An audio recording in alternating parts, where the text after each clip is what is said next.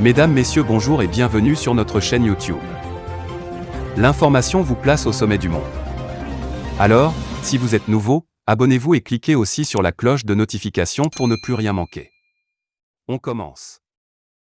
Plus d'un mois après le coup d'État du colonel Mamadi Doumbouya, acclamé par les Guinéens d'ici et d'ailleurs, des dignitaires de sa formation politique, le RPG Arc-en-Ciel, se sont donné rendez-vous au siège du parti pour identifier les pistes de relance de leurs activités. Au même moment, à Bruxelles, leurs partisans manifestaient devant le siège de l'Union européenne. À Conakry, jeudi dernier, des responsables du RPG Arc-en-Ciel se sont donné rendez-vous au siège du parti.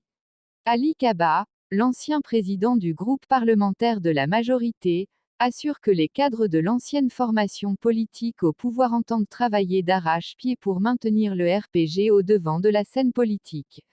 Selon lui, le RPG de l'ex-président Alpha Condé a choisi parti va continuer à exister. C'est un grand parti qui existe sur l'échiquier politique de notre pays. C'est l'un des premiers partis politiques de l'opposition. Le parti a aujourd'hui un bilan.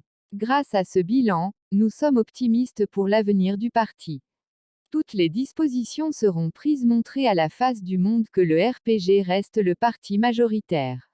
À Bruxelles, des manifestants du RPG étaient devant le siège de l'Union européenne pour exiger la libération de l'ex-président guinéen. En nombre très incomparable que ceux qui manifestaient pour dénoncer le régime dictatorial de leur champion, ils scandaient des slogans hostiles au président de la transition, colonel Mamadi Doumbouya, qu'ils estiment être à la solde d'une mafia qui veut dominer la Guinée. Pour leur part, les anciens premiers ministres Sidia Touré de l'UFR et Cellou Dalein Diallo de l'UFDG, qualifiés de fossoyeurs de l'économie guinéenne et criminels qui doivent forcément rendre des comptes, ont été leur cible même si, estime un commentateur, ont près de 11 années de règne sans partage. Alpha Condé et ses partisans n'ont jamais trouvé des preuves de mauvaise gestion. Si tel avait été le cas, il les aurait fait poursuivre sans hésiter pour les liquider définitivement du paysage politique. Aujourd'hui, tout le monde est conscient qu'Alpha Condé et son régime ont pillé les ressources de ce pays. Mais à Bruxelles, ses partisans ont scandé « Vive le président Alpha Condé », à bas Mamadi Doumbouya, en soulignant qu'après Paris, nous sommes à Bruxelles pour dire à Mamadi Doumbouya de partir et de libérer le président Alpha Condé. À bas le coup d'État en Guinée.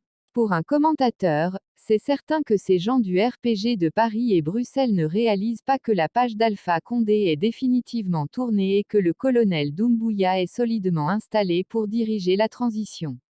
En Guinée, c'est ceux qui veulent de l'ancien régime RPG AEC qui peuvent être comptés mais pas ceux qui sont pour le nouveau régime de transition.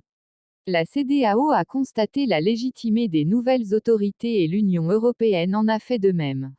Espérons que les audits seront faits avant les élections pour que seules les personnes propres soient autorisées à se présenter.